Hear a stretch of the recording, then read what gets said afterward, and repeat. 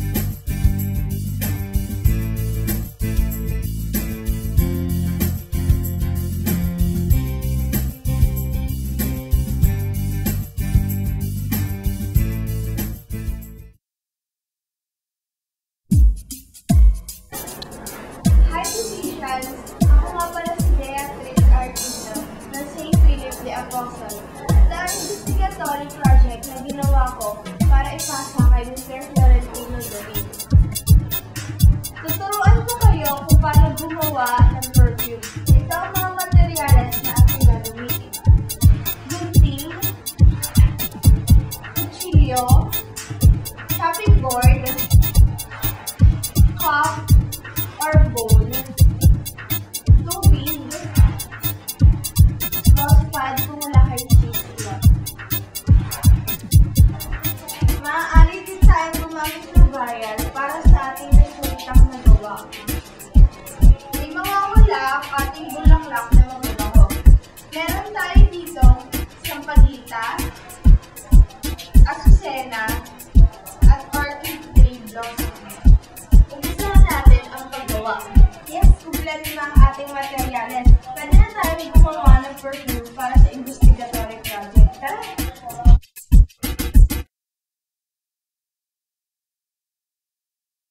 Una, pwedeng natin ang plastic cup na bumagitan ng gunting na pwede sa dami natin natin.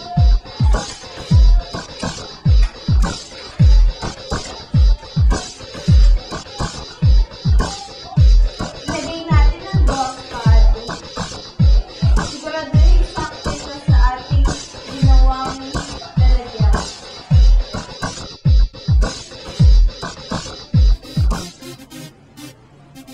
Gamit ang kutsilyo ang gunting sa pagpino.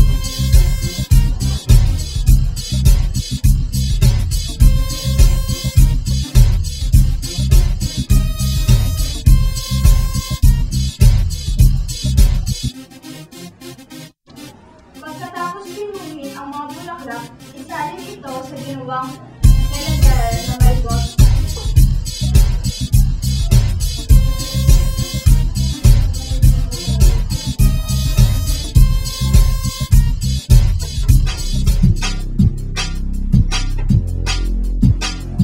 Pagkatapos ilagay ang bulaklak sa loob, lagyan ng tubig. Ibabad ito sa tubig. Takpan ito at ibabad buong gabi.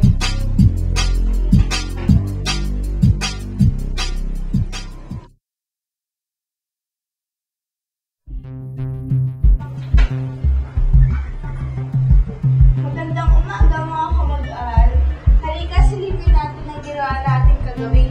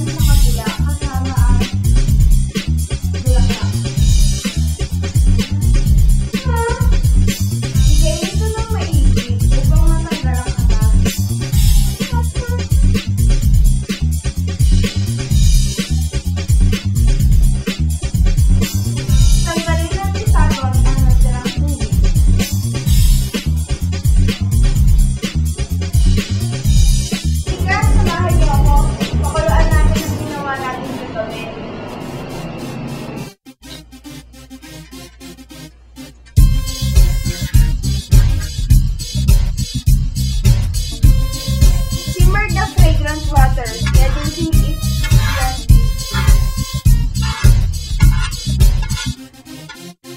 At pakalaan, palamigin natin ito.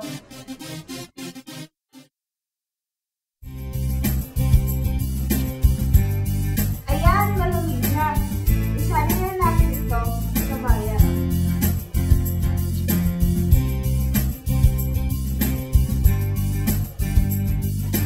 Yes, natapos din ang